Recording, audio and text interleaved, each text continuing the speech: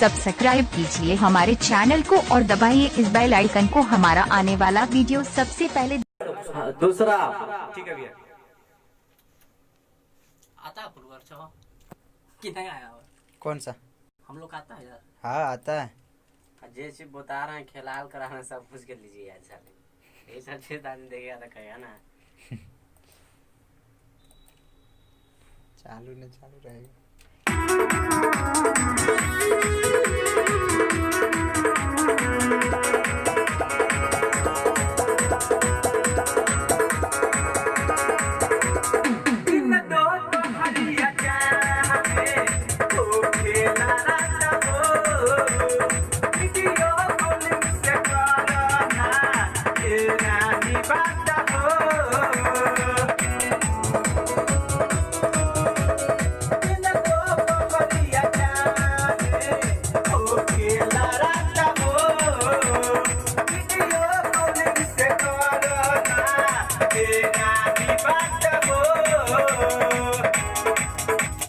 वही चीज ठीक है।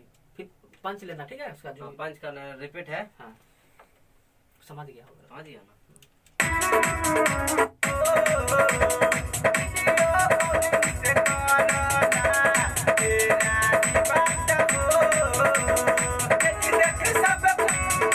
आराम से ठीक है आराम से उठा आराम से कोई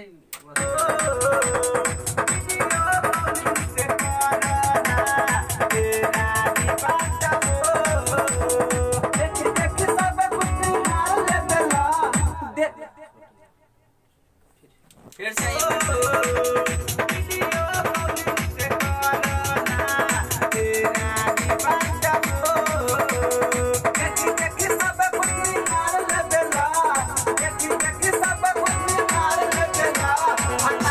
जब